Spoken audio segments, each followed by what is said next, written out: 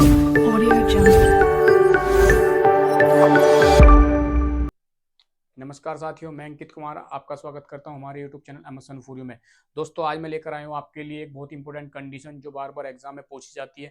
बार बार क्या है कि नर्सिंग के जो एग्जाम होते हैं उसमें बार बार ये रिपीटेड क्वेश्चन आता रहता है, जिसका नाम है यूरिन रिटेंशन। इसके अंदर क्या होता है, जो ब्लैडर होता है उसके अंदर कंटिन्यूअस यूरिन का जो कलेक्शन है वो बढ़ता जाता है, जिसकी वजह से क्या होता है, पेशेंट जो पेशाब की थैली होती है उसको कंप्लीटली एम्प्टी नहीं कर पाता, खाली नहीं कर पाता। ये किसी भी कारण से हो सकता है, जिसकी जो इसके कारण होने वाले मेन कारण जो होंगे उसको हम आगे डील करने वाले हैं। तो आइए देखते हैं ये कंडीशन होती क्या है। दोस्तों, यूरिन रिटेंशन का मतलब होता है कि जो पेशेंट होता है वो अपने ब्लैडर को पूरी तरीके से खाली नहीं कर पाता। जो ब्लैडर होता है उसके अंदर कहीं ना कहीं कुछ अमाउंट यूरिन का रिमेन रह जाता है। रिमेन मतलब क्या है कि उसको हम बोल सकते हैं रेसिडुअल यूरिन। रेसिडुअल यूरिन का मतलब होता है कि जो 100 से 150 ml जो यूरिन होता है वो बार बार कहाँ पर कलेक्ट होता रहता है, वो ब्लैडर के अंदर। तो इस कंडीशन में जो पेशेंट होगा, वो पेशेंट जो होता है वो क्या करता है कि पेशेंट अपनी पूरी तरीके से जो ब्लड होता है उसको एम्प्टी नहीं कर पाता। और बार बार ये कंडीशन जब क्रोनिक स्टेज में आती है तो इसकी वजह से जो ब्लैडर होता है उसको बोल सकते हैं कि जो ओवर डिस्टेंस हो जाता है। मतलब ओवर डिस्टेंशन का मतलब ब्लैडर का जो साइज है वो इंक्रीज हो जाता है, जिसकी वजह से कंटिन्यूअस जो यूरिन होता है वो एक्यूमुलेट होता रहता है। तो सबसे पहले इस कंडीशन को समझने के लिए हमें फिजियोलॉजी समझना बहुत जरूरी है, जिसके अंदर क्या है कि जो डिफरेंट डिफरेंट जो एस्पेक्ट होने वाले हैं जिसकी वजह से यूरिन रिटेंशन होता है वो आपको इजीली समझ आ जाए।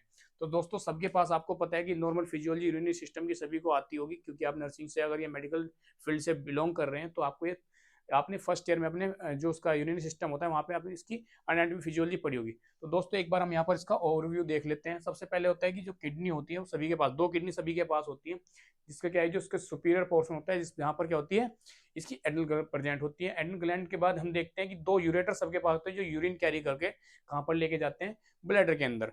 अब सारा खेल जो ब्लैडर का है, इसी के अंदर क्या होने वाला है, प्रॉब्लम होती है पेशेंट को, जिसकी वजह से जो यूरिन है वो यहाँ पर एक्यूमुलेट होता रहता है, जिसकी वजह से क्या होता है जो पेशेंट कंटिन्यू पेन फील करता है। अब पेन फील करेगा तो सबसे पहले पेन जो हो रहा है, सबसे पहले हमें ये चीज समझनी है कि जो यूरिन है वो कलेक्ट क्यों हो रहा है, किस वजह से हो रहा है, क्या कारण है इसका। तो दोस्तों, हो सकता है कि जो जो हमारी मसल्स होती हैं उसमें कोई क्या है डिजनरेशन हो गया हो, या फिर जो उसकी मसल की कॉन्ट्रैक्टिलिटी है वो डिक्रीज हो गई हो। दूसरा ये कारण हो सकता है इसका कि अगर यूरेथ्रा है तो यूरेथ्रा के अंदर क्या है कि कोई ट्यूमर फॉर्म हो गया है, या किसी प्रोस्टेट जो हमारी प्रोस्टेट ग्लैंड होती है उसके साइज में कोई इंक्रीमेंट लग, मतलब क्या है कि उसका साइज जो है इंक्रीज हो गया है, या बोल सकते हैं इलार्जमेंट हो गया प्रोस्टेट ग्लैंड का, जिसकी वजह से यूरेथ्रा के ऊपर क्या होता रहता है, कंटिन्यू प्रेशर पड़ने की वजह से वो नैरो हो जाता है। तो दोस्तों, देखते हैं सबसे पहले इसके जो प्रिविलेंस रेट है। प्रिविलेंस रेट में सबसे पहले हम देखते हैं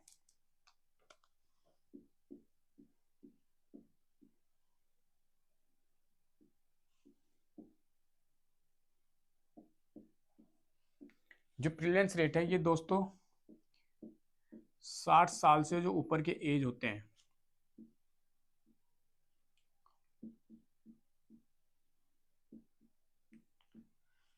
उनमें कमी हमें देखने को मिल सकती है।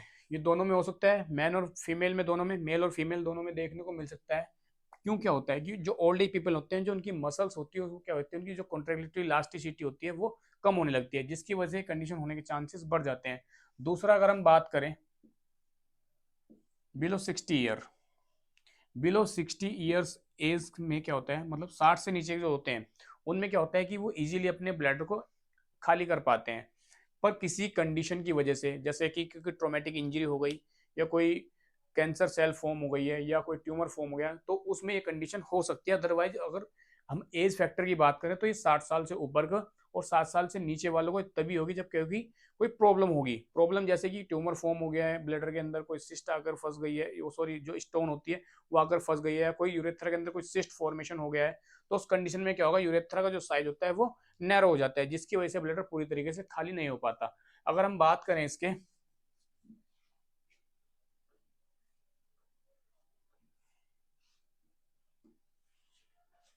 कि कितना यूरिन रहता है, जो 60 साल के, जो 60 ईयर्स से अबव के होते हैं पीपल, उन लोगों में क्या होता है, जिनको उनमें सबसे ज्यादा प्रॉब्लम रहती है यूरिन रिटेंशन की। मतलब क्या है कि पूरी तरीके से वो अपने ब्लैडर को खाली नहीं कर पाते हैं। क्यों? क्योंकि क्या होता है कि उनकी जो मसल्स की इलास्टिसिटी है वो कमजोर हो गई है, उनकी कॉन्ट्रेक्शन जो मसल्स का होता है, जो डिट्रूजन मसल यहाँ पर प्रेजेंट होती है हमारे ब्लैडर के अंदर, जो डिट्रूजन मसल जो होती है इसकी कॉन्ट्रैक्शन में क्या होती है, ये कॉन्ट्रैक्शन जो इसकी इलास्टिसिटी है वो क्या होती है, डिक्रीज हो जाती है, जिसकी वजह से कॉन्ट्रैक्शन नहीं कर पाती। अब देखो क्या होता है, जो 60 साल से ऊपर के लोग होते हैं उनके अंदर क्या होता है, वो जब भी यूरिन पास करते हैं, जब भी वॉइड करेंगे तो क्या करेंगे, उसमें 50 से 100 ml यूरिन क्या रह जाता है, रिमेन रह जाता है।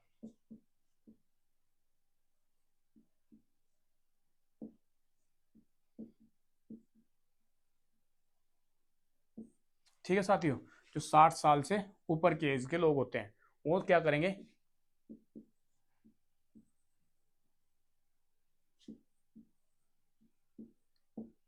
ठीक है, जब भी वो यूरिन पास करेंगे एक टाइम में, जब भी पेशेंट को यूरिन आया, उसने यूरिन पास किया एक टाइम में, तो क्या करेंगे, तो उसके अंदर ये 50 से 100 ml यूरिन रिमेन रह जाएगा, वो पूरी तरीके से ब्लैडर को खाली नहीं कर पाते हैं।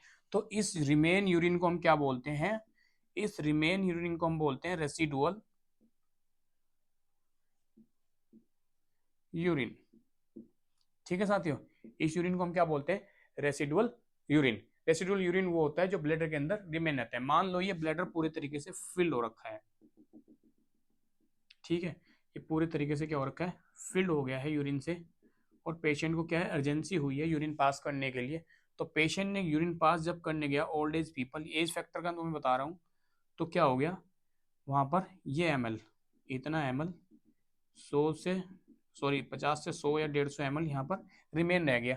जो ये यूरिन रिमेन रहा है ब्लैडर के अंदर, जो बचा है यूरिन, इसको हम बोलते हैं residual urine.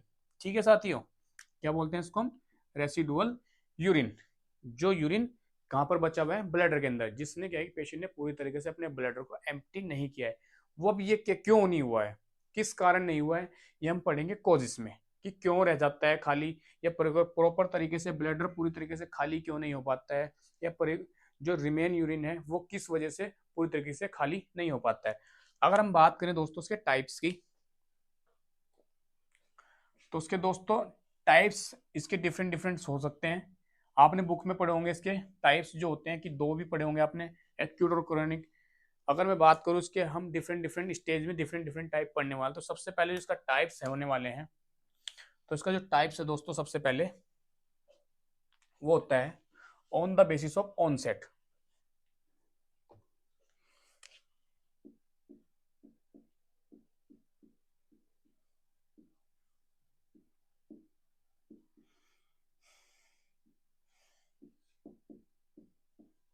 On the basis of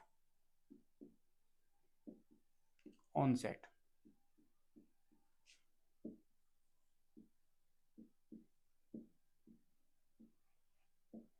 onset का मतलब क्या होता है, ऑनसेट का मतलब टाइम के अकॉर्डिंग, कि टाइम शॉर्ट टाइम के लिए भी हो सकता है और लॉन्ग टाइम के लिए। तो हम लिख सकते हैं सबसे पहले एक्यूट यूरिनरी रिटेंशन, और दूसरा लिख सकते हैं हम क्रोनिक यूरिनरी रिटेंशन। ठीक है साथियों,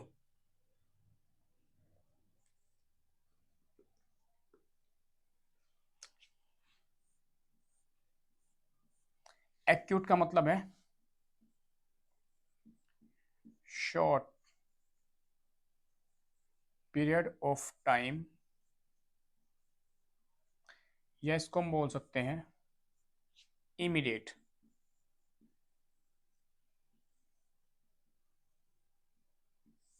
ठीक है साथियों, अब इस कंडीशन में क्या होता है, एक्यूट यूरिनरी रिटेंशन में, अगर पेशेंट को अचानक से कोई प्रॉब्लम अराइज हुई है, समझ आया, कोई प्रॉब्लम अराइज है, मान लो पेशेंट को कोई इंजरी हुई है, जाते जाते क्या होगा कि कोई पेशेंट का क्या है कि रोड ट्रैफिक एक्सीडेंट हो गया, एक्सीडेंट होने की वजह से पेशेंट को क्या हुई, कोई स्पाइनल इंजरी हो गई, स्पाइनल इंजरी की वजह से कोई नर्व कंप्रेस हो गई।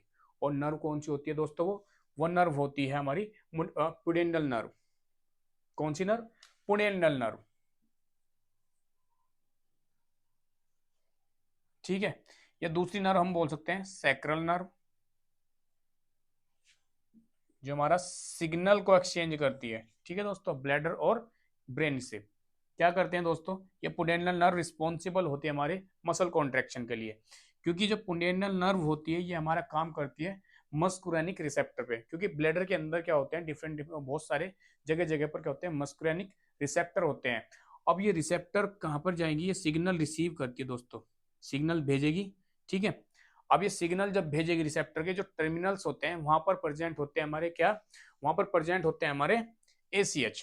मतलब क्या होता है कि जो हमारी वहां पर टर्मिनल बल्ब होते हैं वो क्या करेंगे, वो टर्मिनल बल्ब हमारे रिलीज करेंगे ACH, मतलब क्या है कि एसिटाइल कोलिन। अब एसिटाइल कोलिन जब रिसेप्टर रिलीज करेंगे तो कहां पर जाएंगे, वो जाएंगे हमारे पुनेनल नर्व के पास। अब वही पुनेनल नर्व क्या करेगी, जो हमारी डिट्रूजर मसल्स होती है, डिट्रूजर मसल्स हमारी प्रेजेंट होती है ब्लैडर में। ब्लैडर पे जब वो जाएंगे तो क्या करेंगे, वो कॉन्ट्रेक्शन कराते हैं, और कॉन्ट्रेक्शन जब कराएंगे तो क्या होगा, आपका जो ब्लैडर है वो एम्प्टी हो जाएगा। तो मैं वही बात बोल रहा हूँ कि जब किसी रोड ट्रैफिक एक्सीडेंट की वजह से या किसी हाइट में गिरने की वजह से स्पाइनल कॉर्ड की इंजरी हो जाए, और वो स्पाइनल कॉर्ड इंजरी में जो पुडेनल नर्व होती है वो कंप्रेस हो जाए, या फिर क्या है कि उस पर कोई दबाव पड़ने की वजह से या डैमेज हो जाए, तो क्या होगा, जो हमारी डिट्रूजर मसल्स होती है उसको सिग्नल नहीं पड़ पाएंगे, और सिग्नल नहीं मिलेंगे तो क्या होगा, वो कॉन्ट्रैक्ट नहीं कर पाएंगे। तो कॉन्ट्रैक्ट ना होने की वजह से क्या होगा, ब्लैडर पूरी तरीके से खाली नहीं हो पाएगा। ठीक है साथियों, तो इस वजह से हो सकता है कि ये एक्यूट हो गया। एक्यूट मतलब क्या है कि अचानक से कुछ कंडीशन अराइज हुई है जिसकी वजह से क्या हुआ है कि जो ब्लड हो रहा है वो पूरी तरीके से खाली नहीं हो पा रहा है। तो हमने एक्यूट में पढ़ा। अब बात करें अगर हम क्रोनिक की, तो क्रोनिक में क्या होता है दोस्तों, long lasting medication medical condition है।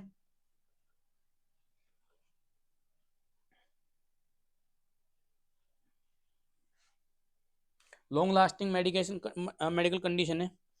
ये किस वजह से हो सकती है, अगर किसी पेशेंट का क्या है कि प्रोस्टाइटिस की प्रॉब्लम है, ठीक है, प्रोस्टाइटिस की प्रॉब्लम है, या कोई ट्यूमर धीरे धीरे क्या हो रहा है कि अराइज हो रहा है, कंडीशन क्या है कि यहाँ पर कोई ट्यूमर फॉर्म हो रहा है धीरे धीरे, और उसने एक टाइम पे क्या कर दिया आखिर दोस्तों, जो हमारा इंटरनल स्पिंटर होता है उसको ब्लॉक कर दिया। ठीक है दोस्तों, इंटरनल स्पिंटर ब्लॉक कर दिया, क्योंकि इंटरनल वहां पे क्या होगा, ऑरिफिस होगा, जहां से क्या होता है कि यूरिन पास होता है, इंटरनल ऑरिफिस होगा, एक्सटर्नल ऑरिफिस होगा। अब क्या करेगा, यहाँ पे कंटिन्यू क्या करेगा, ये ब्लॉक कर देगा, जिसकी वजह से क्या होगा, ये क्योंकि ट्यूमर तो एकदम से बड़ा नहीं होगा, ट्यूमर एकदम से ग्रो तो नहीं करेगा, क्योंकि क्या होगा उसमें सेल डिवीजन होता है, सेल डिवीजन की वजह से क्या होगा, धीरे धीरे यहाँ पे एबनॉर्मल सेल ग्रोथ करेंगे। अब जब धीरे धीरे क्या होगी, एबनॉर्मल सेल ग्रोथ होगी, कंडीशन बन जाती है क्रोनिक। एक कंडीशन तो ये हो गई। दूसरा कंडीशन होती है जब ये जो हमारा प्रोस्टेट ग्लैंड होता है, ये वाला, ये जो प्रोस्टेट ग्लैंड होता है, जब इसका साइज क्या है, इनलार्ज हो जाए, और इनलार्ज होने की वजह से ये क्या करे, यूरेथ्रा के ऊपर क्या करे, प्रेशर डाले, तो ये क्या होगा, धीरे धीरे इसको नैरो कर देता है। अब जब धीरे धीरे नैरो हो जाएगा तो क्या होगा, पेशेंट को यूरिन तो पास कर रहा है, लेकिन वो पूरी तरीके से जो उसको एक फ्लो आना चाहिए यूरिन का, वो नहीं आ रहा है, जिसकी वजह से पेशेंट को पेन तो होगा ही, और प्रॉपर वो पेन को कंप्रेस करने के लिए, पेन को थोड़ा सा क्या है कि कम करने के लिए क्या करेगा पेशेंट, जो यूरिन को पास करेगा वो रोक रोक के करेगा, थोड़ा सा क्या करेगा, वो ड्रिबलिंग टाइप में करेगा, जिसकी वजह से क्या होगा, पेशेंट का जो ब्लड है वो पूरी तरीके से खाली नहीं हो पाएगा। एक कंडीशन ये हो गई। दूसरा, अगर पेशेंट को कोई यूरेटर के अंदर कोई स्टोन आकर फंस जाए, सॉरी ब्लैडर के अंदर कोई स्टोन आकर यहाँ पर आकर के फंस जाए, तो क्या होगा, ये जो पाथवे बना है यूरिन का, यूरिन पास होने का, ये ब्लॉक हो जाएगा। तो उस कंडीशन में क्या होगा, यूरिनरी ब्लैडर फुल हो जाएगा, जिसकी वजह से हो सकता है कि जो ओवर डिस्टेंडेड ब्लैडर की प्रॉब्लम हो सकती है। तो ये हो गई हमारे क्रोनिक की। तो हमने पढ़ा है ऑनसेट का। ठीक है साथियों, अगर हम बात करें इसके पैथोलॉजिकल कंडीशन की वजह से,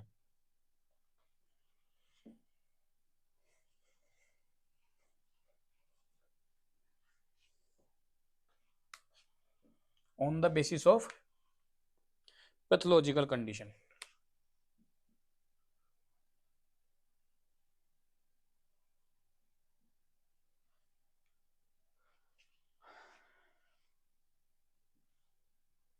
तो एक होता है ऑब्स्ट्रक्टिव,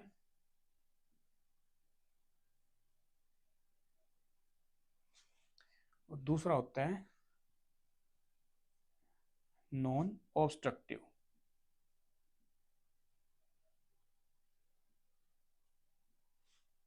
ठीक है साथियों, अगर ऑब्स्ट्रक्टिव सबसे पहले देख लेते हैं, obstructive urinary retention, non obstructive urinary retention. Obstruction का मतलब क्या है, ऑब्स्ट्रक्शन में सबसे पहले क्या हो रही है कि कोई रुकावट पैदा हो गई है। जैसे मैंने तुम्हें एग्जांपल दिया कि क्रोनिक कंडीशन है, वो पुराने समय से कोई होती चली आ रही है। ऑब्स्ट्रक्शन मतलब क्या है कि उसने जो यूरेथ्रा का जो पाथवे है, जो इंटरनल स्पिंटर होते हैं, इंटरनल ओरिफिस होते हैं, उसको ब्लॉक कर दिया है, या एक्सटर्नल ओरिफिस को ब्लॉक कर दिया है, जिसकी वजह से प्रॉपर तरीके से जो ब्लैडर है वो खाली नहीं हो पा रहा है। दूसरा, अगर हम बात करें इसके नॉन ऑब्स्ट्रक्टिव की, मतलब क्या है कि कंडीशन किससे रिलेट कर रही है हमारी, कोई ऑब्स्ट्रक्शन नहीं हो रहा है, कोई दूसरी कंडीशन की वजह से हो सकता है, कोई पैथोलॉजिकल कंडीशन अराइज हुई हो, जैसे मैंने आपको बताया कि प्रोस्टेट ग्लैंड का साइज इनलार्ज होने की वजह से।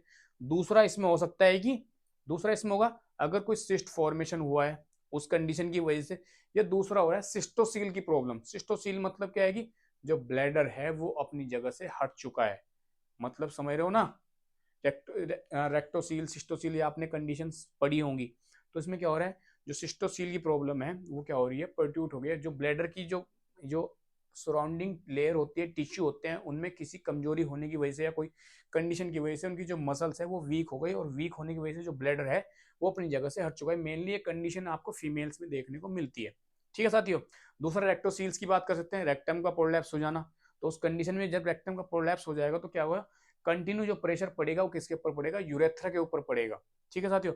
अब यूरेथ्रा पे जो प्रेशर पड़ने की वजह से क्या होगा, यूरेथ्रा का साइज क्या हो जाएगा, नैरो। तो नैरो होने की वजह से ब्लैडर की जो प्रॉपर ब्लैडर खाली होना चाहिए, यूरिन जो पास होना चाहिए वो नहीं हो पाएगा। तो इसको हम बोल सकते हैं नॉन ऑब्स्ट्रक्टिव, मतलब क्या है कि किसी कंडीशन की वजह से। ठीक है साथियों। तो इसके हो गए टाइप्स, ये कुछ टाइप्स थे इसके। अब बात करते हैं हम इसके कारण की, इसके कारण क्या क्या होने चाहिए।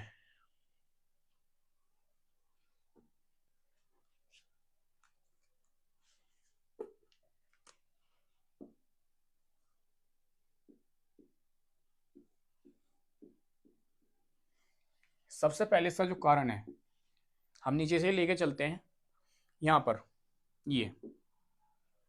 ठीक है। मैं आपको बार बार बोल रहा हूँ कि अगर प्रोस्टेट ग्लैंड का साइज इनलार्ज हो रहा है किसी कंडीशन की वजह से, या कोई ट्यूमर फॉर्म हो रहा है, या कोई वहां पर कैंसर सेल्स फॉर्म हो गई है, तो ये क्या करता है, ये कंटिन्यू प्रेशर किसके ऊपर डाल रहा है, ये प्रेशर डाल रहा है हमारे यूरेथ्रा के ऊपर। जब यूरेथ्रा के ऊपर साइज इसका प्रेशर पड़ेगा तो इसका साइज कैसा हो जाएगा दोस्तों, इसका साइज हो जाएगा नैरो। तो एक कंडीशन ये हो सकती है, तो हम इसके लिए लिख सकते हैं बीपीएच। ठीक है साथियों। तो इसकी फुल फॉर्म में लिख देता हूं यहां पर, बिनाइन प्रोस्टेट हाइपरप्लेशिया।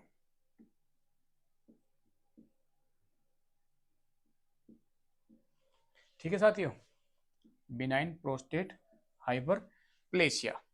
एक कंडीशन तो ये हो गई। अगर हम इसके दूसरे कारण की बात करें,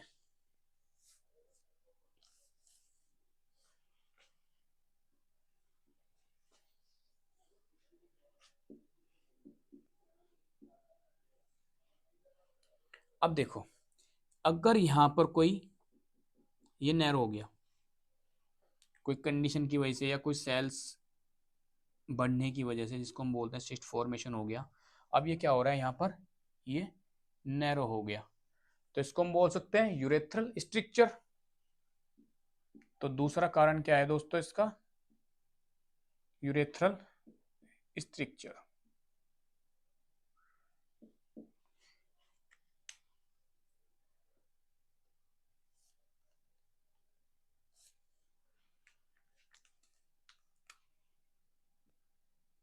अब तीसरा कारण क्या होना चाहिए इसका, हमने ये पढ़ लिया, ये पढ़ लिया।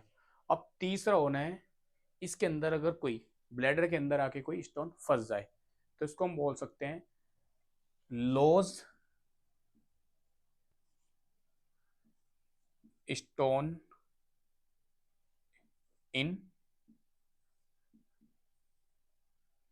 Bladder orifice.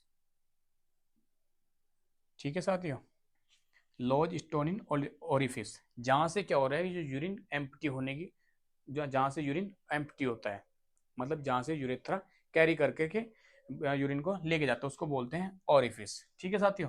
तो एक कंडीशन ये हो गई। नंबर 4 की जो कंडीशन है दोस्तों, वो होती है, इसको हम यूरिन ट्रैक स्टोन भी बोल सकते हैं।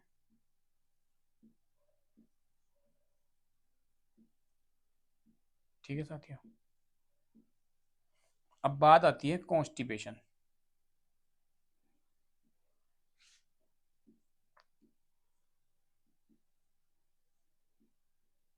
अब आप सोच रहे हैं कि कॉन्स्टिपेशन किस तरीके से होता है। कॉन्स्टिपेशन का जो कारण है वो सबसे पहले क्या होता है, जब कॉन्स्टिपेशन, जब इस लार्ज साइज का जो स्टूल होता है वो रेक्टम एरिया में आता है, जो रेक्टम एरिया की इंटरनल लेयर होती है वो क्या होती है, कहीं ना कहीं ब्लैडर के आसपास होती है। अब जब रेक्टम एरिया में जो लार्ज साइज का स्टूल आएगा वो कंटिन्यू जब आप स्टूल पास करते हैं तो क्या करेगा, वो इंटरनल लेयर पे प्रेशर डालता है, और इंटरनल प्रेशर जब पड़ेगा तो यहाँ पर जो प्रेशर पड़ने वाला है वो कहीं ना कहीं हमारे क्या है, यूरेथ्रा को, ये कंडीशन मेनली आपको किसमें देखने को मिलेगी, फीमेल्स के अंदर, क्योंकि जो उनका जो यूरेथ्रा का और रेक्टम का जो एरिया होता है वो पास होता है, जिसकी वजह से क्या होता है, जो प्रेशर पड़ता है वो इनर लेयर पे पड़ता है यूरेथ्रा की। तो जिसकी वजह से क्या होगा, जो यूरेथ्रा का जो साइज है वो क्या हो जाएगा, नैरो हो जाएगा, जिसकी वजह से कंडीशन हमें देखने को मिल सकती है कि प्रॉपर तरीके से जो ब्लैडर है वो खाली नहीं हो पाएगा। उसके बाद नंबर 5 पे आता है कंजेनिटल डिफेक्ट।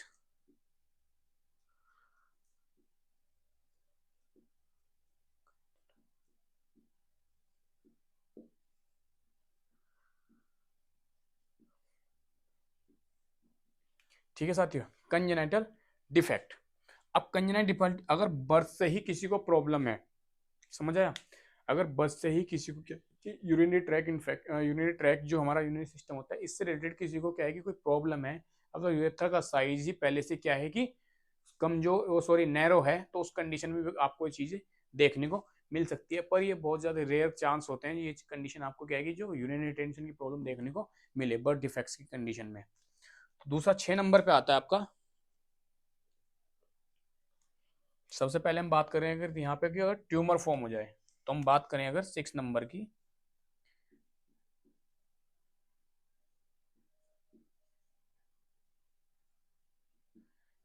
ट्यूमर फॉर्मेशन इन ब्लैडर। ठीक है साथियों, ट्यूमर फॉर्मेशन इन ब्लैडर। तो ये चीजें क्या है कि अगर ब्लैडर के अंदर कोई यहाँ पर कोई ट्यूमर फॉर्म हो जाए इधर, और धीरे धीरे क्या करे ये मेटास्टेटिस हो जाए इसका, और ये धीरे धीरे स्प्रेड होने की उस पर आ जाए, जो स्प्रेड होता रहे, तो क्या करेगा एक टाइम पे यहाँ पर आके ये जो हमारा यूरेथ्रा का इंटरनल स्पिंटर होता है उसको क्या कर देगा, ये ब्लॉक कर देगा, और उसकी वजह से क्या होगा, ये पूरी तरीके से खाली नहीं हो पाएगा, जिसकी वजह से एक टाइम पे क्या हो जाएगा, ओवर डिस्टेंडेड, क्या हो जाएगा, ओवर डिस्टेंडेड। बात करें इसके नेक्स्ट कारण की, तो कुछ मेडिकेशन होती है,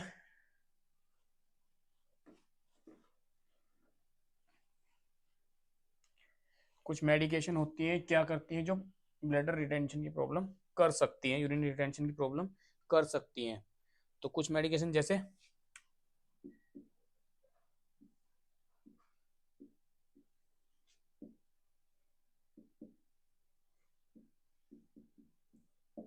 जैसे सबसे पहले कुछ medication antihistamine,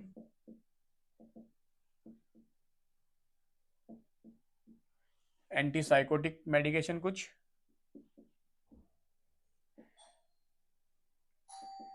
antipsychotic medication,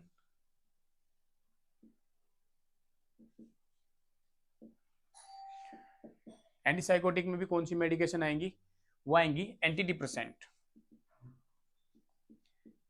anti depressant medication, ये कुछ मेडिकेशन होती है। साथ में इसमें कुछ मेडिकेशन जैसे एंटी डिप्रेसेंट कार्बोजेपाइन, कार्बामाजेपाइन। ठीक है साथियों, कुछ मेडिकेशन जैसे एंटी डिप्रेसेंट में कार्बोजेपाइन हो गई। दूसरा क्या है, लिथियम की कोई मेडिकेशन आती है, उसको उस कंडीशन में अगर पेशेंट उसको कंटिन्यूअस क्या कर रहा है, इंटेक कर रहा है उस मेडिकेशन का, तो बाद में उसको क्या प्रॉब्लम होने वाली है, ब्लड रिटेंशन की, जिसकी वजह से हम बोलते हैं यूरिन रिटेंशन, अगर पेशेंट कंटिन्यू इन मेडिकेशन का डेली इंटेक कर रहा है। और अनदर मेडिकेशन इसमें हम पढ़ें अगर NSAID, NSAID non steroidal anti inflammatory drugs, अगर पेशेंट इन मेडिकेशन का कंटिन्यू इनटेक करता है विदाउट डॉक्टर प्रिस्क्रिप्शन या डॉक्टर बिना एडवाइस के, तो उसमें क्या होना है, बार बार पेशेंट को क्या होगा, पेशेंट को ये चांसेस बढ़ जाते हैं कि पेशेंट को जो यूरिन की प्रॉब्लम है वो रहने वाली है। या तो क्या करेगा, पेशेंट को एक जो यूरिन की फ्रीक्वेंसी है वो बढ़ जाएगी, लेकिन यूरिन की फ्रीक्वेंसी बढ़ने की वजह से क्या होगा, पेशेंट का जो ब्लैडर है वो प्रॉपर तरीके से खाली नहीं हो पाएगा। तो ये कंडीशन किसकी वजह से हो रही है, कुछ मेडिकेशन की वजह से। ठीक है साथियों, अब नेक्स्ट कारण जो इसका होने वाला है, पेल्विक इंजरी। अगर पेल्विक इंजरी में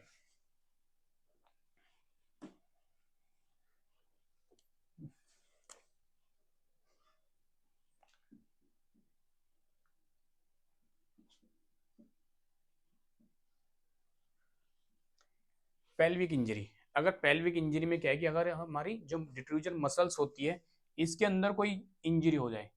मैंने आपको बताया कि डिट्रूजन मसल्स हमारी किसके लिए रिस्पॉन्सिबल होती है, ये कॉन्ट्रैक्शन के लिए। क्योंकि क्या हो रहा है कि यही क्या करती है, जब ब्लैडर जो ब्लैडर होता है ये फील्ड होता है, तो एक टाइम पे जाके क्या होती है, थिक हो जाती है, और थिक होने की वजह से क्या है, इसके अंदर कॉन्ट्रैक्शन आना स्टार्ट हो जाते हैं। ठीक है, और मैंने आपको बताया कि इसमें कॉन्ट्रैक्शन किस वजह से आते हैं, इसमें हमारी पिट्यूटरी नर्व रिस्पॉन्सिबल होती है, जो क्या करती है, जिसमें हमारे टर्मिनल बल्ब होते हैं। टर्मिनल बल्ब क्या करते हैं, वो रिलीज करते हैं हमारे, क्या करते हैं, रिलीज वो एसीएच। और वही जो हमारे एसीएच है वो कहाँ पर जाते हैं हमारे, वो जाते हैं मस्कुरेनिक रिसेप्टर पे। और मस्कुरेनिक रिसेप्टर हमारे किस कहाँ पर प्रेजेंट होते हैं, ब्लैडर के अंदर। और जब रिसेप्टर वहां प्रेजेंट होगी तो हमारी अटैच होती है डिफ्यूजन मसल, जो इसको क्या है, सिग्नल मिलते हैं और बार को क्या करेगी, कॉन्ट्रैक्शन करना स्टार्ट कर देती है। तो एक हो गया हमारा, अगर पेल्विक में इंजरी हो जाए, कोई इंजरी होने की वजह से क्या है कि हमारी जो मसल्स है डिफ्यूजन मसल उसमें कोई इंजरी हो जाए। नंबर 10 पे बात करते हैं साथियों हम इसमें, एडवांस एज।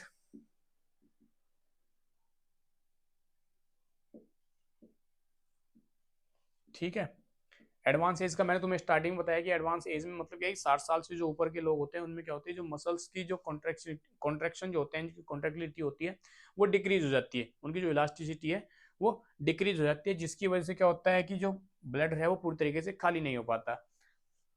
नंबर 11 पे बात करें तो हम पोस्ट ऑफ पेशेंट।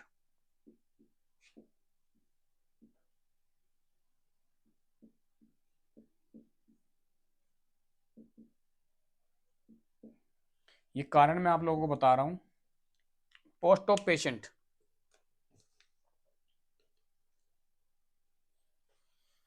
अब इसके अंदर क्या हो रहा है, जब पेशेंट को एनेस्थीसिया दिया जाता है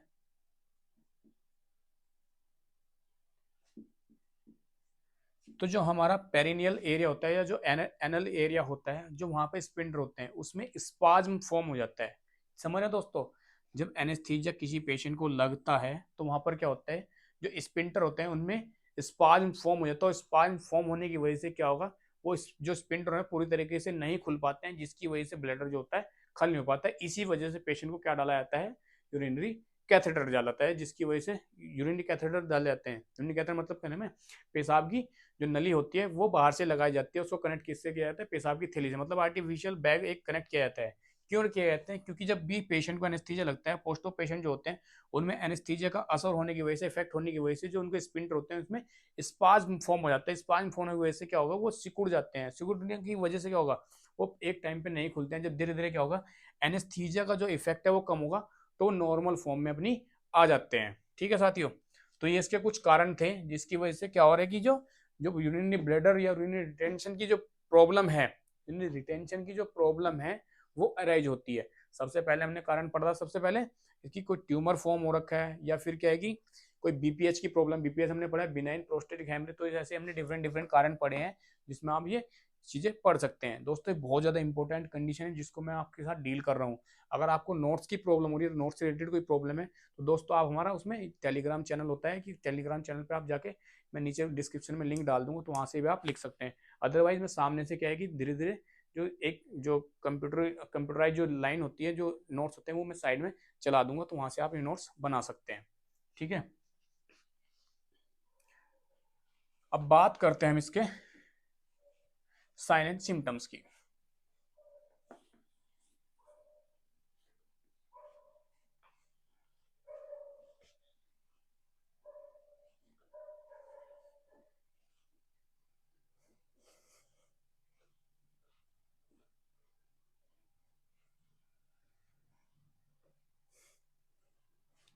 तो इसके साइन एंड सिम्टम्स क्या होने चाहिए साथियों,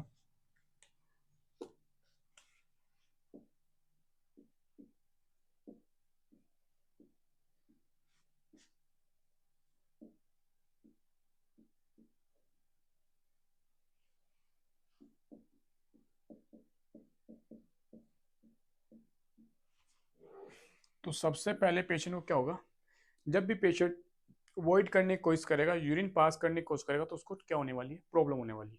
तो हम लिख सकते हैं इसको difficulty during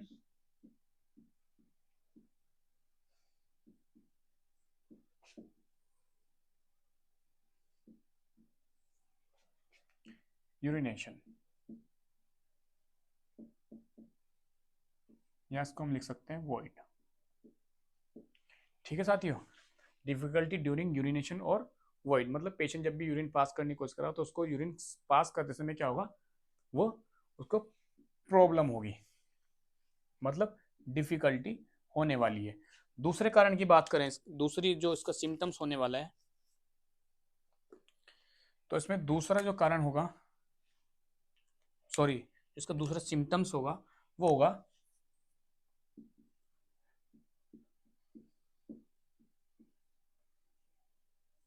difficulty in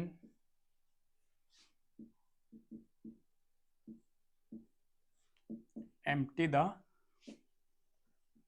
bladder, मतलब पेशेंट को डिफिकल्टी होगी अपना ब्लेडर खाली करने, जो पेशाब की थैली होती है उसको खाली करने में प्रॉब्लम होने वाली है।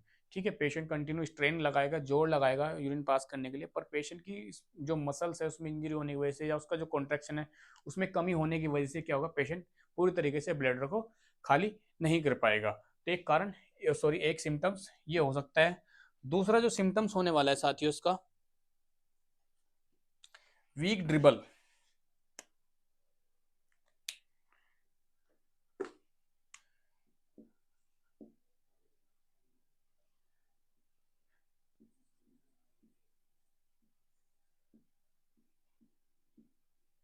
Week dribble.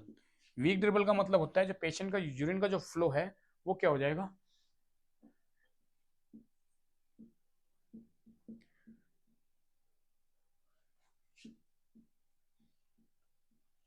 जो पेशेंट के यूरिन का जो फ्लो है वो क्या हो जाएगा, स्लो हो जाएगा। मतलब जो पेशेंट का एक नॉर्मल जो फ्लो होना चाहिए यूरिन का, वो उस फ्लो से नहीं आएगा, वो उसका क्या हो जाएगा, उसका जो फ्लो है वो डिक्रीज हो जाएगा, जिसको हम बोलते हैं वीक ड्रिबल और स्ट्रीम यूरिन।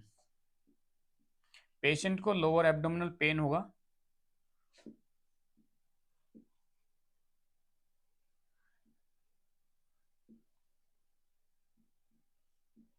इन्फेक्शन होने की वजह से पेशेंट को क्या हो सकता है, सिस्टाइटिस की प्रॉब्लम हो सकती है।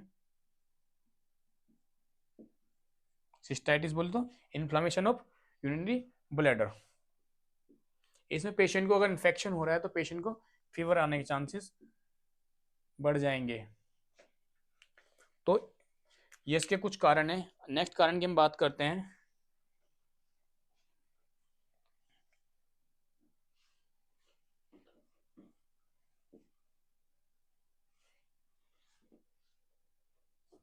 पेशेंट को क्या होगा, डिसयूरिया, डिफिकल्टी इन यूरिनेशन।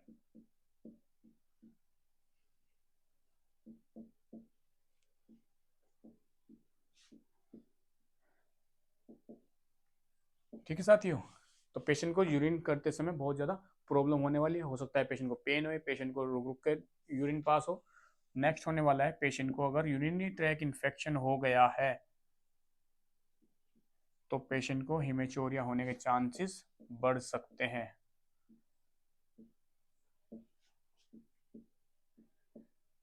ठीक है साथियों, और इसमें हो सकता है पायूरिया,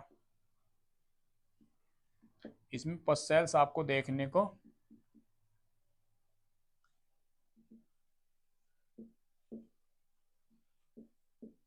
मिल सकती है। पस फॉर्मेशन यूरिन के टाइम पे आपको देखने को मिल सकती है। नेक्स्ट आपको मिलेगा, पेशेंट की जो अर्जेंसी है वो क्या हो जाएगी, डिक्रीज। क्या हो जाएगी, डिक्रीज। तो हम लिख सकते हैं इसमें डिक्रीज और टू यूरिनेट, मतलब पेशेंट को फील नहीं आएगा कि उसको यूरिन पास करना है, तो इसमें हम लिख सकते हैं decrease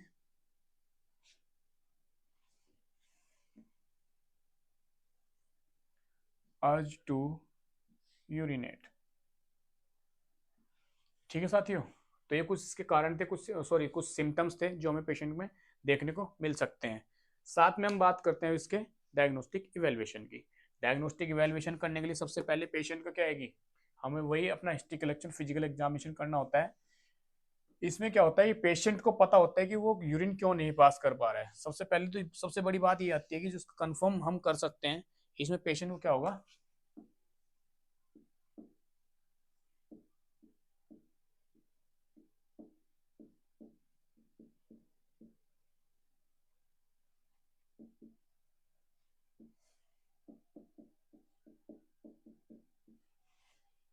diagnostic evaluation. Diagnostic evaluation में सबसे पहले हम पेशेंट की हिस्ट्री कलेक्शन करेंगे। हिस्ट्री कलेक्शन में पेशेंट को क्या होगी, पेशेंट से हिस्ट्री कलेक्ट करेंगे, पेशेंट से क्वेश्चन करेंगे कि जो यूरिन की प्रॉब्लम है वो कितने टाइम से आ रही है, जो जिसका यूरिन का जो फ्लो है, जिसमें हमने पढ़ा था कि जिसकी जो ड्रिबलिंग है वो कैसी जा रही है, तो यूरिन का फ्लो है वो कैसा जा रहा है। दूसरा हम बात करते हैं पेशेंट को जो यूरिन पास कर रहा है, पेशेंट कितने अमाउंट में पास कर रहा है और पूरे तरीके से पास कर रहा है या नहीं कर रहा है। ऐसे क्वेश्चन हम पेशेंट से बार बार पूछते हैं। दूसरा इसमें हम बात करते हैं, पेशेंट अवेयर रहता है इस कंडीशन के बारे में, आपको खुद से बोलेगा कि मेरे को पूरी तरीके से जो यूरिन है वो नहीं आ रहा है। जैसे उसको पहले यूरिन आ रहा था, जो नॉर्मल जो उसका फ्लो होता है यूरिन का, वो पूरे तरीके से जो यूरिनेशन की जो पूरी जो कंडीशन होती है वो पूरी तरीके से नहीं हो पा रही है, मतलब पूरी तरीके से यूरिन पास नहीं कर पा रहा है। तो पेशेंट को इतना तरीके से सब चीजें पता होती है। तो ये हम किस में कलेक्ट करेंगे, सबसे पहले ये हम कलेक्ट करने वाले हैं हिस्ट्री कलेक्शन में। दूसरा अगर हम बात करें इसके फिजिकल एग्जामिनेशन, तो फिजिकल एग्जामिनेशन में आपको सबसे पहले क्या है कि पेशेंट के लोअर एब्डोमिनल पे स्लाइटली आपको क्या करना है, टैप करके देखना है। समझ रहे हैं आप, स्लाइटली क्या करके देखना है आपको, टैप करके देखना होता है। टैप करने के बाद आपको दिखेगा कि ब्लैडर फुल हो रखा है, ठीक है। तो फुलनेस जो ब्लैडर की है वो आपको फील होने वाली है।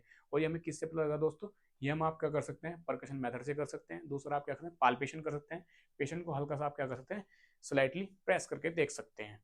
तो इसमें हम किस में करेंगे, ये फिजिकल एग्जामिनेशन में। सबसे पहले हमने हिस्ट्री कलेक्शन, दूसरा फिजिकल एग्जामिनेशन। नेक्स्ट में इसमें हमने क्या किया था, स्लाइडली टैप किया था। उसके बाद हमें क्या करना है, उसके बाद हमें देखना है दोस्तों पीवीआर। समझ आया साथियों, जो पीवीआर होता है ये होता है पोस्ट वॉइड रेसिडुअल।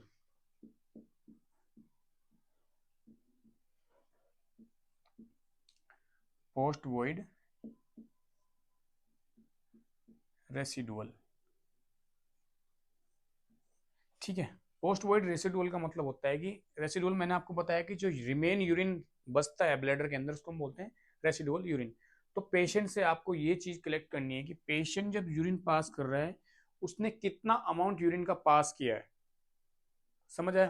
फिर पेशेंट से पूछना है कि आपका जो यूरिन पूरी तरीके से पास हुआ है उसमें ऐसा तो नहीं है कि जो यूरिन बचा हुआ है कि ब्लैडर के अंदर पेशाब की जो थैली है पूरी तरीके से खाली हुई है नहीं।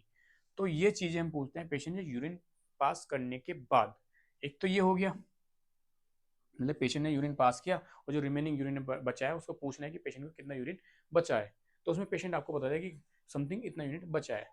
तो हम बात करते हैं नेक्स्ट इसमें सिस्टोस्कोपी की। सिस्टोस्कोपी का मतलब है कि विजुअलाइजेशन ऑफ द ब्लैडर। तो इसमें हम क्या करते हैं, यूरेथ्रा के थ्रू एक स्मॉल कैमरा डालते हैं, टेली कैमरा डालते हैं और विजुअलाइजेशन करते हैं किसका, आपके ब्लैडर का। और ब्लैडर में हम ये विजुअलाइजेशन करते हैं कि जो कि वहां पर जो इंटरनल लेयर है वहां पर कोई लीजन फॉर्म तो नहीं हुआ है। दूसरा क्या है कि वहां पर कोई सिस्ट फॉर्मेशन तो नहीं है। तीसरा उसमें कोई ट्यूमर तो नहीं बना है। या हम चौथा बात करते हैं वहां पर कोई स्टोन आकर के फंस तो नहीं गई है। एक बात करते हैं इसमें हम यूरेथ्रा के साइज में, यूरेथ्रा का साइज नैरो तो नहीं है। तो हम ये किसकी हेल्प से देख सकते हैं, सिस्टोस्कोप की हेल्प से, जिसको हम बोलते हैं सिस्टोस्कोपी। नेक्स्ट इसमें हम बात करते हैं सीटी स्कैन।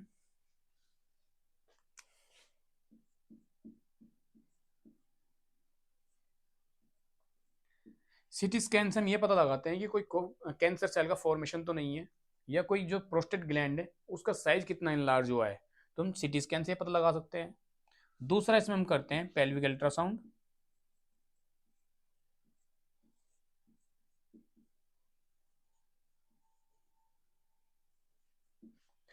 तीसरा इसमें हम करते हैं दोस्तों MRI।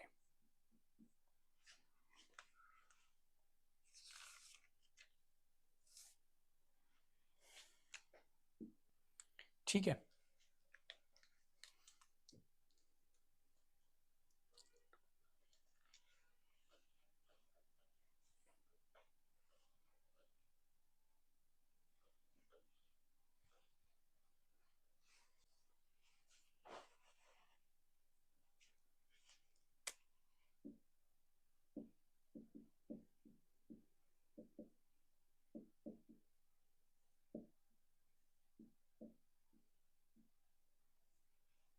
नेक्स्ट जो टेस्ट होने वाला है इसमें, वो टेस्ट होता है इलेक्ट्रोमायोग्राफी। अब इलेक्ट्रोमायोग्राफी में क्या होता है कि जो स्पिंटर के चारों तरफ जो टिश्यू होते हैं, जो मसल्स लेयर होती हैं, उसमें हम देखते हैं जो सिग्नल्स हैं वो किस तरीके से, जो नर्व इम्पल्स हैं वो कितनी है, किस तरीके से वो अपना काम कर रही हैं, मतलब किस तरीके से जो मसल्स होती हैं उसको सिग्नल मिल रहे हैं या नहीं मिल रहे हैं। क्योंकि जो डिट्रूजन मसल्स होती है उसमें कहीं ना कहीं क्या होता है कि कोई लीजन, सॉरी, जो नर्व्स का काम है, जो टर्मिनल बल्ब्स होते हैं, वहां पर टर्मिनल बल्ब्स कहाँ पर प्रेजेंट होते हैं, जो हमारे मस्कुलिनिक रिसेप्टर होते हैं। अब वही मस्कुलिनिक रिसेप्टर में किसी कंडीशन की वजह से या नर्व इम्पल्स ना आने की वजह से, किसी मैकेनिकल कंडीशन की वजह से, तो क्या होगा, वो जो हमारी मसल्स होती है, डिट्रूजन मसल्स, उसको सिग्नल नहीं मिल पाते। तो ये कंडीशन हम किससे जो ये कारण है हम किसकी हेल्प से देखते हैं, इलेक्ट्रोमायोग्राफी की वजह से, ख्याल से। नेक्स्ट इसमें देखते हैं हम यूरिन एनालिसिस।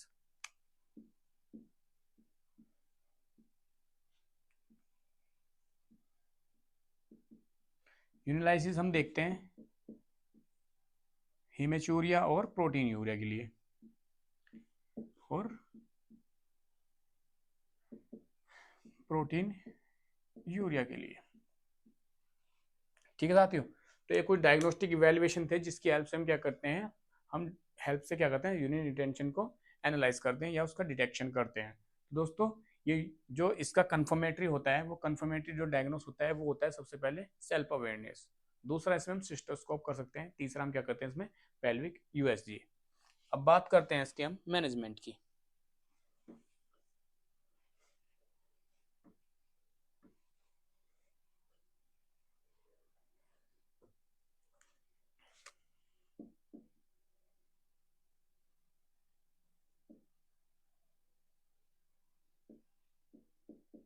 तो मैनेजमेंट में सबसे पहले जो होने वाला है साथियों, वो है प्रोस्टेट मेडिसिन। प्रोस्टेट मेडिसिन मतलब क्या है कि जो हमें प्रोस्टेट के जो सिम्टम्स हैं उनको रिड्यूस करना है। तो उनके लिए जो मेडिकेशन आती है दोस्तों, वो सबसे पहले होती है अल्फा एड्रेनर्जिक ब्लॉकर।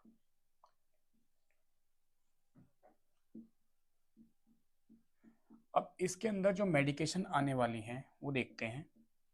सबसे पहले जो इसके अंदर मेडिकेशन आती है दोस्तों, वो होती है एल्फुजोसिन। एक एक करके पहले मैं इनको लिख देता हूँ। फिर आती है डोक्साजोसिन। थर्ड नंबर पे आती है टेराजोसिन। फोर्थ नंबर पे आती है रेपाफ्लो। रेपाफ्लो। अब इन मेडिकेशन को सबसे पहले हम क्या करते हैं दोस्तों, पढ़ते हैं। इनकी जो सबसे पहले डोज होने वाली है वो होती है 10 mg। ठीक है साथियों। अब जो इसकी होती है वो होती है 1 से 5 mg। इसकी मैक्स टेराजोसिन की होती है 1 mg, और इसकी होती है 8 mg मैक्स, और डोज होती है इसकी 1 से 4 mg। ठीक है साथियों। अब आपको ध्यान जो रखना है, आप ध्यान देखिए, इधर देखिए। सबसे पहले जो आपको चीज़ें ध्यान रखनी है इन मेडिकेशन के अंदर, बहुत ही ज़्यादा इम्पोर्टेंट है आपके लिए। क्यों? क्योंकि ये मेडिकेशन क्या करती हैं, सबसे पहले इनका आप फंक्शन देखिए।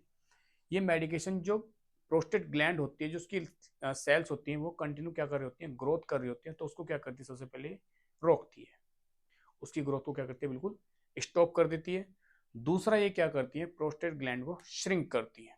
क्या करती है दोस्तों, श्रिंक करती हैं, जिसकी वजह से यूरिनरी रिटेंशन के जो सिम्टम्स होते हैं वो रिड्यूस हो जाते हैं। जैसे पेशेंट को प्रॉपर क्या है कि जो ब्लड के ऊपर प्रेशर पड़ने वाला है, जो यूरेथ्रा के ऊपर प्रेशर पड़ने वाला नैरो हो जाता है, उसमें उसको रिलीफ मिल जाएगा। इसकी वजह से ब्लडर खाली होना स्टार्ट हो जाता है। अब इन मेडिकेशन को लेना कैसे है? सबसे पहले आपको कभी भी ये डोज एक्सटेंड नहीं करनी है। आपको ये मैक्सिमम डोज कितनी रखनी है? 10 mg। जब ये भी आपको किसकी हेल्प से? डॉक्टर के प्रिस्क्रिप्शन की हेल्प से। दूसरा, इसकी जो मैंने डोज लिखी है 1 से 5 mg, 1 से 5 mg मैंने इसलिए लिखी है, इसकी जो मैक्सिमम डोज है पूरे दिन की वो 5 mg है। वो भी आपकी जो डोज है इंक्रीज करेगा जो, वो भी कौन करेगा? आपका फिजिशियन है, डॉक्टर करेगा, यूरोलॉजिस्ट। जो इसकी डोज रहती है वो रहती है 1 mg पर डे। आपको ये दिन में एक ही बार लेनी है सारी मेडिकेशन। समझ आया साथियों? दिन में एक ही बार लेनी है पर डे।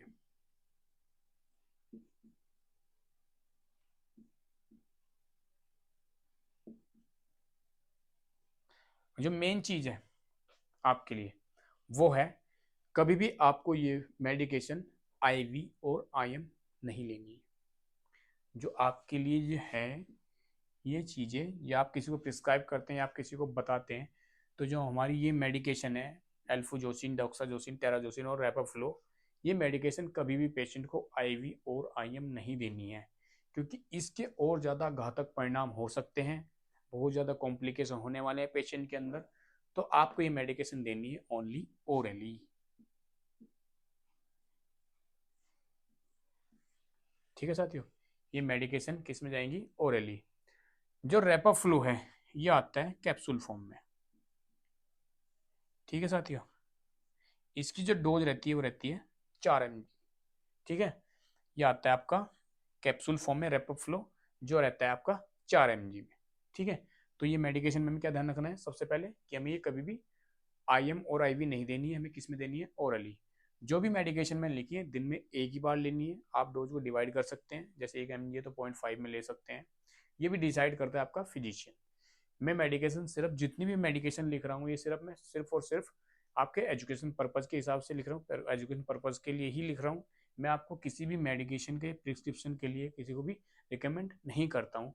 मेरा यही है कि मैं आपको ये सिर्फ एजुकेशन पर्पज़ के और नॉलेज के पर्पज़ से ही आपको ये मेडिकेशन यहाँ पर पढ़ा रहा हूँ। दूसरी जो मेडिकेशन इसमें आने वाली है वो होती है साथियों कोलिनर्जिक एनालॉग।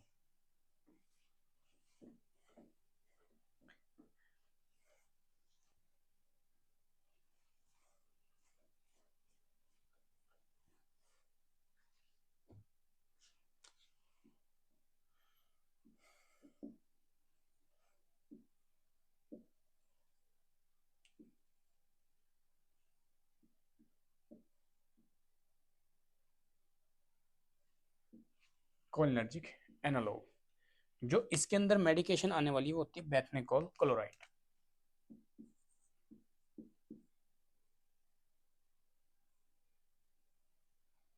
हाइड्रो नहीं, बेथनेकोल क्लोराइड।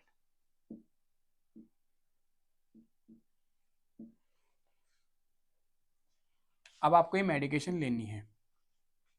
इस मेडिकेशन का भी आपको क्या करना है, ये भी कभी पेशेंट को आईएम और आईवी नहीं देना है।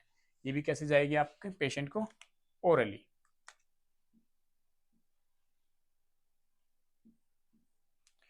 जो इसका रूट है। अब इसमें मेन चीज क्या है ध्यान देने वाली? इसके अंदर मेन चीज ये है, जब भी आप किसी पेशेंट को या प्रिस्क्राइब करते हैं या बताते हैं, या आपके एग्जाम में जो क्वेश्चन आता है कि बेथनेकोल क्लोराइड मेडिकेशन पेशेंट को कब लेनी चाहिए, तो इसका आंसर होता है दोस्तों 1 आवर बिफोर मील। अगर हम पूछे कि अगर आपके पास चॉइस दिए कि पेशेंट ने खाना खा लिया है, अब कब देंगे मेडिकेशन? पेशेंट के खाना खाने के बाद कब देंगे? तो आपको देना है 2 आवर आफ्टर मील। ठीक है साथियों, तो ये मेडिकेशन हो गई। अगर हम इसके डोज की बात करें तो उसकी डोज होती है साथियों 10 से 50 mg। ठीक है साथियों, तो ये मेडिकेशन थी इसकी। अब बात करते हैं हम इसके कुछ प्रोसीजर की। तो जब भी आप इसके लिए यूरिनरी रिटेंशन, जो यूरिनरी रिटेंशन है और आपको क्या करना है, ड्रेन करना है, तो आप किसकी हेल्प से करेंगे, कैथेटराइजेशन की वजह से। तो दूसरा जो इसमें प्रोसीजर आने वाला है वो होता है प्रोसीजर ब्लेडर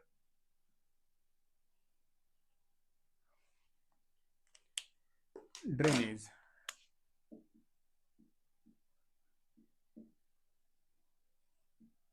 अब आपको क्या करना है, ब्लेडर पेशेंट का खाली करना है।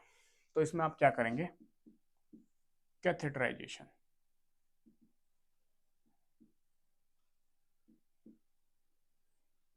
ठीक है साथियों, क्या करेंगे आप, कैथेटराइजेशन। कैथेटराइजेशन आपको बस एक ही चीज ध्यान में रखनी है कि पेशेंट का जो कैथेटर है वो अच्छे से क्या हो, डिसलोकेट ना हो। दूसरा क्या है कि पेशेंट उसको फॉल आउट ना करे, बाहर ना निकाले। तीसरा क्या है कि पेशेंट की जो प्रॉपर पेरिनियल केयर है वो पेशेंट की मेंटेन करके रखनी है। पेशेंट को प्रॉपर कैथेटर की केयर आपको प्रोवाइड करनी होती है, जिसकी वजह से पेशेंट को क्या हो सकता है, यूरिन इन्फेक्शन हो सकता है। तो यूरिनरी इन्फेक्शन की, यूरिनरी ट्रैक इन्फेक्शन को प्रिवेंट करने के लिए हमें क्या करना है, हमें पेरिनियल केयर करना बहुत जरूरी है। नेक्स्ट हम बात करते हैं इसमें सर्जिकल प्रोसीजर की।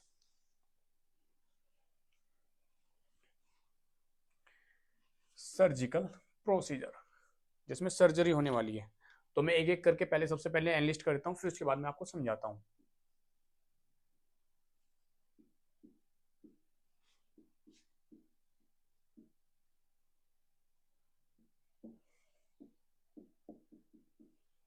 तो उसमें जो सबसे पहले प्रोसीजर होने वाला है साथियों वो होता है TURP। दूसरा इसमें होता है डायरेक्ट विजुअलाइजेशन इंटरनल यूरेथ्रा। तीसरा होता है इसमें यूरेथ्रल स्टंट।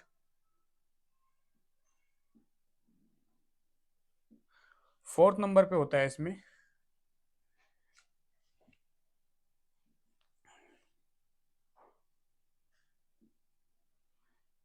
ब्लेडर सर्जरी, अगर पेशेंट को कोई ट्यूमर फॉर्म हुआ है।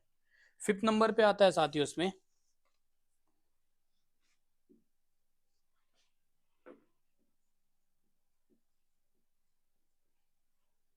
रेक्टोसील और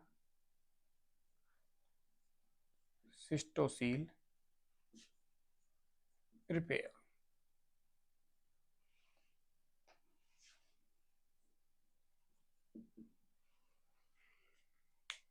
अब देखो TURP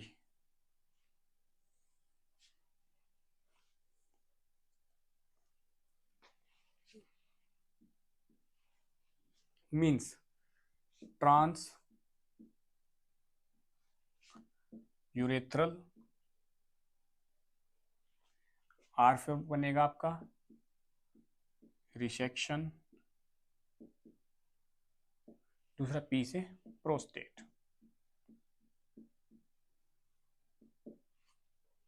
TURP। अब इसमें आपको क्या है कि हम इसमें इंसर्ट करते हैं रेक्टोस्कोप, सॉरी क्या करते हैं इसमें, रेक्टोस्कोप इंसर्ट करते हैं। रेक्टोस्कोप की हेल्प से जो प्रोस्टेट का इनलार्जमेंट पोर्शन होता है उस पोर्शन को हम क्या करते हैं, कट करते हैं। कट करने के बाद क्या होगा, पेशेंट के जो यूरेथ्रा होता है उसके ऊपर जो प्रेशर पड़ रहा होता है उसको हम रिलीव कर देते हैं। मतलब पेशेंट का जो रिड्यूस जो प्रेशर होता है उसको रिड्यूस करते हैं, किसके ऊपर से, यूरेथ्रा के ऊपर से। तो इसको हम क्या करते हैं, इसमें हम कटिंग सेक्शन जो होता है उसका प्रोस्टेट ग्लैंड का, उसका हम क्या करते हैं, जो इसका इनलार्जमेंट सेक्शन होता है उसको हम कट करके रिमूव कर देते हैं। जिसकी वजह से यूरेथ्रा के ऊपर क्या होता है, जो प्रेशर पड़ रहा होता है वो रिड्यूस हो जाता है, जिसकी वजह से पेशेंट का जो जो यूरेथ्रा का साइज है वो नॉर्मल अलाइनमेंट में आ जाता है। नेक्स्ट हम बात करते हैं इसमें DVIU की, डायरेक्ट विजुअलाइजेशन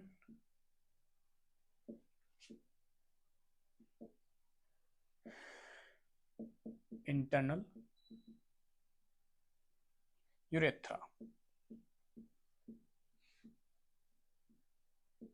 या इंटरनल यूरेथ्रोटोमी।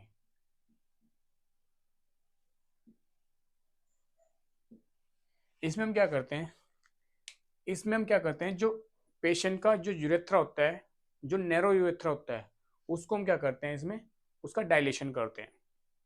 जो नैरो यूरेथ्रा है उसका हम क्या करते हैं, डायलेशन करते हैं। डायलेशन किस तरीके से करते हैं, पेशेंट को हम क्या कर सकते हैं, पेशेंट को हम स्टंट प्लेस कर सकते हैं। पेशेंट के जो यूरेथ्रा है उसके अंदर हम स्टंट प्लेस कर सकते हैं, जिसकी वजह से क्या होता है, जो यूरेथ्रा का साइज है, जो नैरो पोर्शन है, जो अफेक्टेड पार्ट है, वहां पर हम क्या कर सकते हैं, वहां पर एक स्टंट प्लेस कर सकते हैं, जिसकी वजह से जो यूरेथ्रा है वो डायलेट हो जाएगा। ठीक है, जो स्टंट होता है वो स्प्रिंग फॉर्मेशन में होता है साथियों। किस फॉर्मेशन में, स्प्रिंग फॉर्मेशन में।